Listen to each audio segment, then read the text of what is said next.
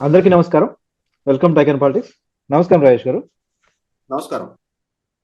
Sir, ఆహ్, ఎప్పుడు చంద్రబాబు నాయుడు గారు ఉన్నప్పుడు అంటే ఈ వైఎస్ రాజశేఖర రెడ్డి గారు క్రియేట్ చేసింది ఏంటంటే, చంద్రబాబు నాయుడు గారు ఉంటే వర్షాలు పడవు అనేసి. మరి ఆ తర్వాత మేమంటే వర్షాలు పడతాయని చెప్పేసి గ్రాఫిక్స్ లాగా ఆయన నడుస్తుంటే ఎక్కడ పడినా ఆయన మొత్తం అంతా గ్రీన్ అయిపోవడము, ఎక్కడ నడిస్తే అక్కడ గ్రీన్ అయిపోవడం లాంటివి చేసుకున్నారు. తర్వాత ఎవరు వైఎస్ రాజశేఖర రెడ్డి గారు కలిస్తే.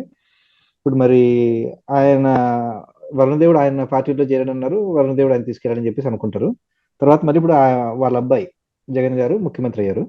ఆయన కూడా అంటే వర్షాలు బాగుపడతాయని చెప్పేసి వీళ్ళు బాగా ప్రకటించుకున్నారు. ఇప్పుడు పరిస్థితి ఏంటి? ఈసారి వర్షాలు ఎల్నినో కారణంగా, ప్రపంచవ్యాప్తంగా ఎల్నినో కారణంగా, అప్పుడు చంద్రబాబు నాయుడు గారు వర్షాలు పడకపోవడానికి కారణం ఎల్నినోనే. ఇప్పుడు వర్షాలు పడకపోవడానికి కూడా కారణం ఎల్నినోనే. కానీ అనవసరంగా అప్పుడు చంద్రబాబు గారి ఖాతాలోకి వేశారు. ఇప్పుడు దాన్ని జగన్ గారి ఖాతాలోకి ఎందుకు వేసుకోవట్లేదు? ఇప్పుడు కృష్ణా డెల్టాలో వాటర్ లేదు. కృష్ణా పరివాహక ప్రాంతాల్లో ఎక్కడ కానీ నీరు లేదు.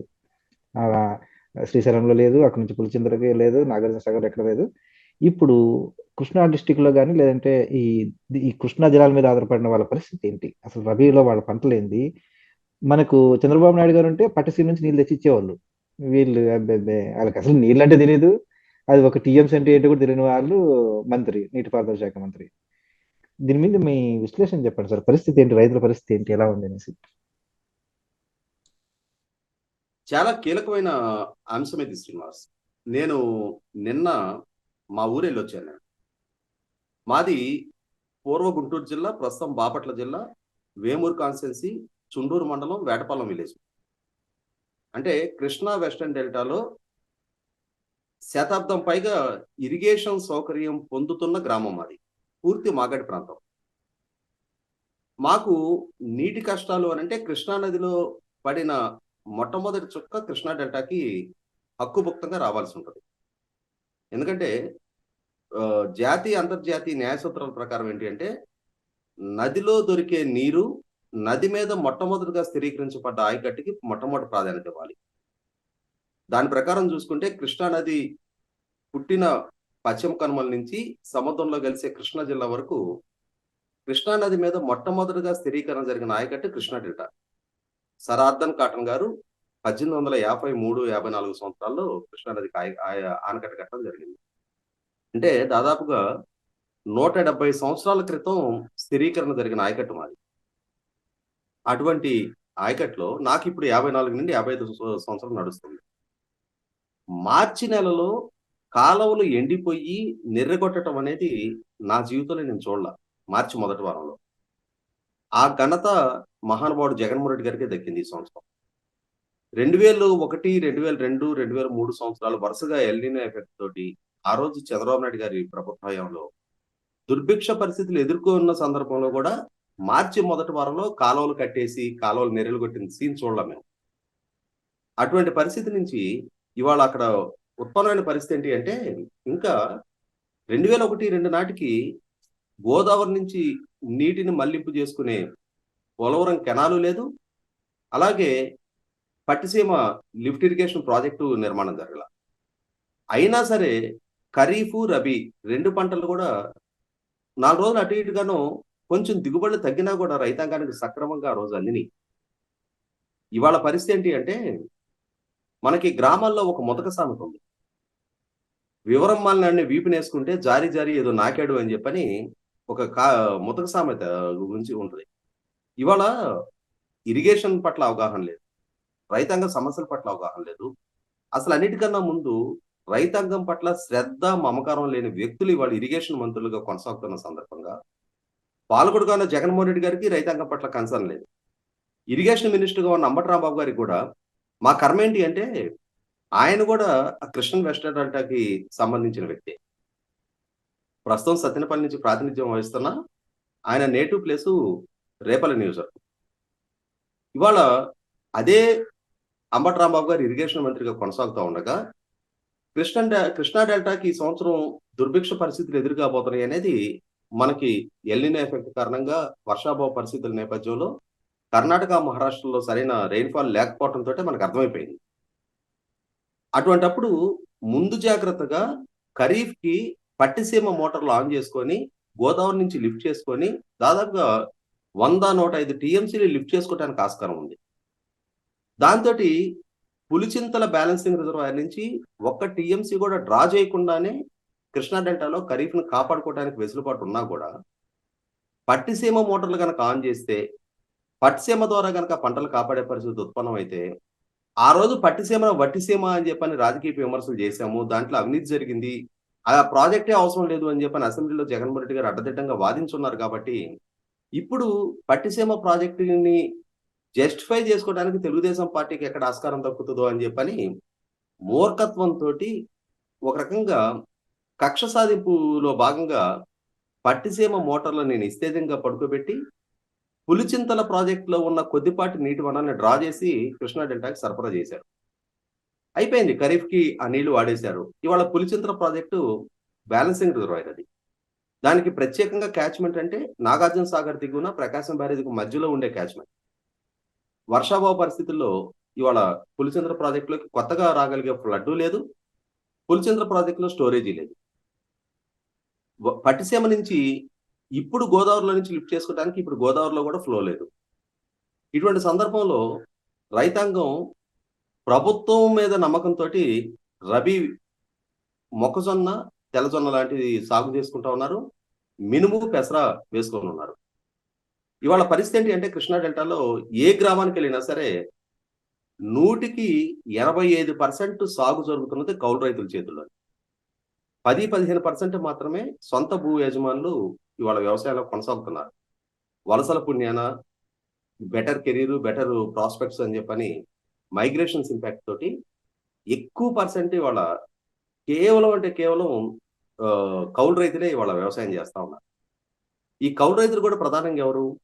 బలహీన వర్గాలు, దళితులే ప్రధానంగా ఇవాళ కౌలుకి వ్యవసాయం చేస్తుంది. ఇవాళ మా గ్రామంలో మినిమం 35,000 ఉంటుంది కౌలు ఎకరానికి. 45 నుంచి 50,000 దాకా కౌలు ఉంటుంది మాగాని. ఎందుకంటే ఖరీఫ్, రబీ రెండు కూడా గ్యారంటీడ్ ఈల్డింగ్ వచ్చే ప్రాంతం మాది. మంచి నీటి పారుదల సౌకర్యం ఉన్న ప్రాంతం. ఒక్క ఎకరానికి కూడా నీళ్లు అందలేదనే పరిస్థితి ఉండదు. పైగా ఊరికి అంటే మాకు కొండేరు అని ఒక డ్రైన్ ఉంటుంది, అది తుంగభద్ర డ్రైన్. ఈ తుంగభద్ర డ్రైన్ అనేది మాకు జాగలమూడి దగ్గర నుంచి మొదలుపెట్టి చుండూరు మీదుగా సముద్రం వరకు ఉంటుంది. ఈ రెండు డ్రైన్ల మధ్య ఉండే దాదాపుగా ఒక 1.5-2 కిలోమీటర్ స్ట్రెచ్ మాకు 25-30 అడుగుల్లో గ్రౌండ్ వాటర్ ఫెసిలిటీ కూడా ఉంటుంది. అటువంటి ప్రాంతం కావడంతో ఏంటంటే కరువు అనేది అసలు మేము కళ్ళతో చూడాల. అట్లాంటి నేపథ్యంలో ఈ సంవత్సరం ఎదురవుతున్న పరిస్థితి ఏంటి అంటే మొక్కజొన్న, తెల్లజొన్న ఇవాళ మొక్కజొన్న కండెలు వస్తా ఉన్నాయి, తెల్లజొన్న కంకి బయటకు వచ్చింది. ఇవాళ అంటే మాకు గ్రౌండ్ వాటర్ ఉన్న ప్రాంతం నుంచి కాలువల్లో చుక్క నీళ్ళు లేవు కదా, ఇక్కడ ఆయిల్ ఇంజిన్ పెట్టుకొని ఈ బోర్ పాయింట్ల మీద ఈ ఆయిల్ ఇంజిన్ నుంచి వేల అడుగుల ట్యూబులు పరుచుకొని గ్రౌండ్ వాటర్ లేని ప్రాంతానికి ఇవాళ నీళ్లు పంపించుకోవాల్సి వస్తుంది ఆ పంటలను కాపాడుకోవటానికి. ఒక్కొక్క ఎకరానికి ఒక తడికి 6 నుంచి 8 వేల రూపాయలు ఖర్చు అవుతుంది రైతులకి. ఇంకొకటో రెండో తళ్ళు ఇస్తే గానీ పంట చేతికి రాదు. ఇప్పుడు గింజ పాలు పోసుకునే స్టేజ్లో ఉంది. ఖచ్చితంగా ఇప్పుడు గనక తడులు ఇచ్చి పంటను కాపాడుకోకపోతే అసలు విత్తనం వేయకుండా మొత్తం ఖరీఫ్ తోటి తేలిపోయి ఉండేది. అవసరమైతే కౌలు తీసుకున్న భూ యజమానుల్ని ఎంతో కొంత సర్ది చెప్పుకోవడానికి ఆస్కారం ఉండేది. ఇప్పుడు విత్తనం వేశారు, మార్చి మొదటి వారంలోకి వచ్చింది, ఇంకొక 4 రోజులు ఉంటే పంట రావాల్సిన టైము. ఇప్పుడు ఈ పాలు పోసుకున్న టైంలో కనుక సక్రమంగా తడులు అందకపోతే తాలుగింజ వచ్చేస్తుంది, మొక్కజొన్న కండె బలంగా తయారవ్వదు. తాలుగింజలు వస్తే రైతుకి ఇప్పటివరకు పెట్టిన పెట్టుబడి కూడా దండగా, అంటే అదనపు నష్టం. అది ఆదాయం రావాల్సిన దగ్గర ఇవాళ నష్టం ఎదుర్కొనే పరిస్థితులు ఉత్పన్నం అవుతున్నాయి. ఎందుకు ఈ పరిస్థితి వచ్చింది? కేవలం అంటే కేవలం అరబుర్ర కోడిబుర్ర అంటారు కదా, అటువంటి వ్యక్తులు వాళ్ళ బాధ్యత కలిగిన స్థానాల్లో కూర్చొని ఇరిగేషన్ పట్ల అవగాహన లేకుండా కక్ష సాధింపు దూరంతో మిగిలిన వ్యవహారాల మీద ఉండే శ్రద్ధ వాళ్ళ శాఖలకు ఇవ్వని పర్యవసానం, ఆ శాఖల మీద దృష్టి పెట్టని పర్యవసానం. ఇరిగేషన్ మంత్రులుగా మా బాధ్యత ఇది, రైతాంగాన్ని కాపాడుకోవాల్సిన కర్తవ్యం మా మీద ఉంది అనేది కనీస మాత్రపు విఘ్నత ప్రదర్శించిన పర్యవసానం ఇవాళ రైతాంగం అలో లక్షణ అని చెప్పని కన్నీళ్ల పర్యంతరం అవుతున్నారు. ఇవాళ మనకు ఒక సామెత ఉంది, ఎద్దు ఏడ్చిన రైతు, రైతు ఏడ్చిన రాజ్యం బాగుపడ్డ దాఖలా చరిత్రలో లేదు అని చెప్పని. ఇవాళ లక్షల మంది రైతులు కన్నీళ్లు పెట్టుకుంటా ఉన్నారు.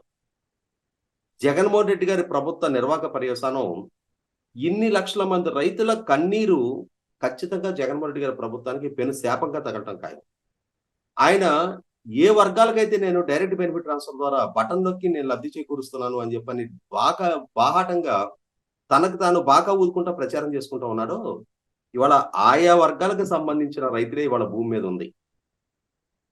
ఇవాళ చాలా గ్రామాల్లో ప్రధానంగా రైతువారి వర్గాలైన అగ్రవర్ణాలు ఇవాళ వేరే వృత్తుల్లోకి మైగ్రేట్ అయిపోతా ఉన్నారు. బలహీన వర్గాలు, దళితులే ఇవాళ కౌలు రైతులుగా, రైతు కూలీ నుంచి రైతులుగా రూపాంతరం చెంది వాళ్ళకున్న శక్తియుక్తులతోటి పెట్టుబడి పెట్టి కౌలుకు తీసుకొని వ్యవసాయం చేసుకుంటుంది. ఇవాళ వాళ్ళకు ఆర్థికంగా నష్టం కలుగుతుంది. ఈయనిచ్చే అంటే అప్పుడిచ్చే 10,000 అప్పుడిచ్చే 5,000 కన్నా కూడా వాళ్ళ రెక్కల కష్టంతో వాళ్ళ కాళ్ళ మీద వాళ్ళ ఆత్మగౌరవంతో బతకడానికి ప్రయారిటీ ఇస్తూ ఉంటారు రైతులు. ఇవాళ వాళ్ళ ఆత్మవిశ్వాసం దెబ్బతింటుంది. అన్నిటికన్నా ముఖ్యంగా రైతు కన్నీరు పెట్టుకోవటం అని అంటే అది ఆత్మగౌరవ సమస్య.